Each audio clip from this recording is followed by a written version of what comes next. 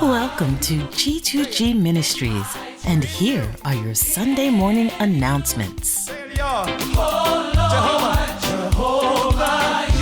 I trust. Say it. Show me how to do it, y'all. Calling all class of 2016 high school seniors. Please turn in all your required pictures to Sister Audrey Horn by April 23rd for the graduation video. It is very important that all pictures are submitted by the deadline so that all our seniors can be celebrated at G2G Ministries graduation celebration. For more information, please see Sister Audrey. All youth and parents, please join the Edge Youth Ministry for a field trip and great fellowship to Siesta Key Beach in lovely Sarasota, Florida on May 21st, starting at 11:30 a.m. For more information, please see Dr. Alakir Rogers or email edge2g@gmail.com. That's edge, the number 2, g@gmail.com. Come out and join the Edge Youth for a great beach fellowship. Pastor interviewed with the following reporters this week: Tom Sippes, Peter Boyles, Charlie James, Dennis Lynch, Chris Salcido, Rob Schilling, Andy Caldwell, Bill Martinez, Trevor Carey, and Richard Dixon.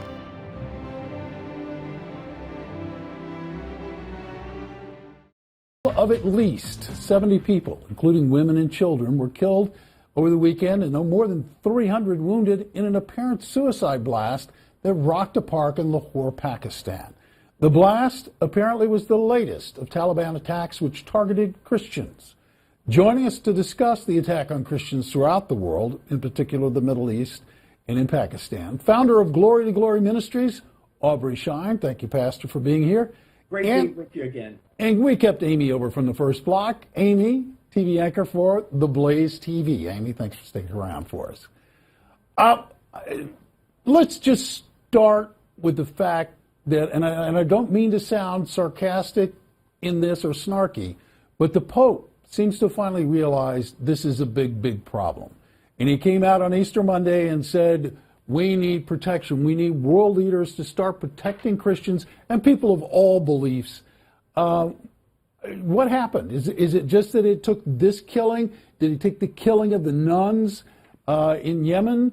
Did it take the rumored crucifixion of a Catholic priest also in Yemen? Or what happened here that you think changed things, Pastor Sean? Well, it's very difficult, honestly, to ask, to really answer, because remember, this same Pope, and I mean this with all due respect, this is the same Pope that had an encyclica as related to climate change. But he had never, to date, until now, has ever really spoke out against even the Yazidis, that have been just slaughtered. And the little girls, 10, 12, the horrific sights that we're continuing to see, unfortunately, on a daily basis in the Middle East. And for this Pope to finally speak, only thing I can say is I'm glad. I just wish that this feckless president would also recognize that there are Christians that are almost at the brink of extinction in the Middle East and in certain parts of Africa.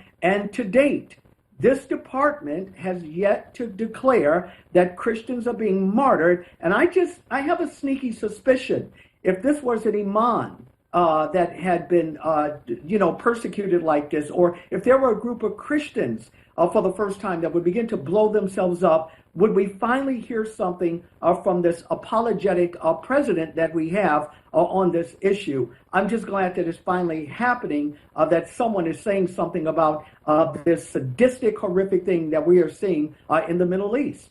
Amy? I would agree, and to put the focus on the Obama administration and their lack of response to genocide being committed against Christians.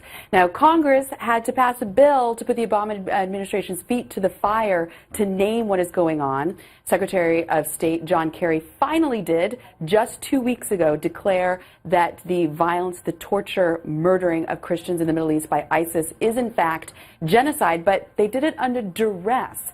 Immediately after before declaring that, Tom Cotton, Senator Tom Cotton, he introduced a bill called, and I have it written down right here, the Religious Persecution Relief Act, that would prioritize Christians fleeing the Middle East under the threat of death to find refugee status in the United States. And the reason for that, and this is going to shock you, these statistics by the State Department, their own numbers found that in 2015, we only accepted 53 Syrian Christians as refugees.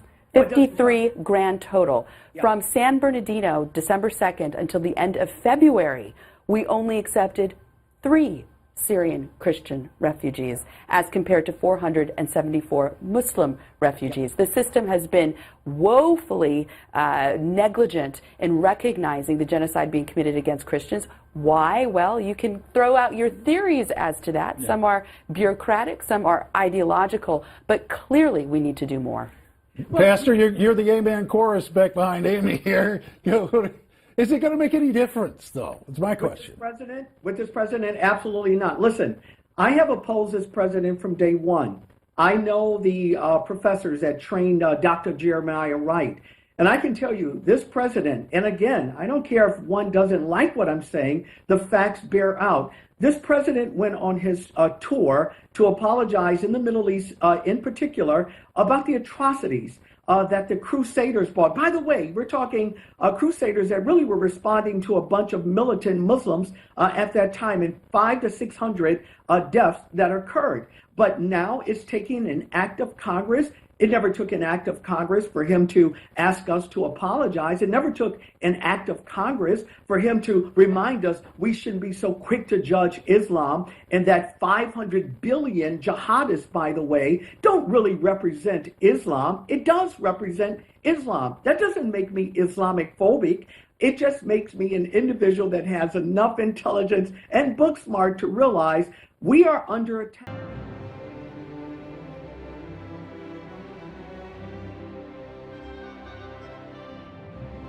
Continue to keep our pastor in prayer as he champions the things of God for a time such as this. Please rise for the morning hymn.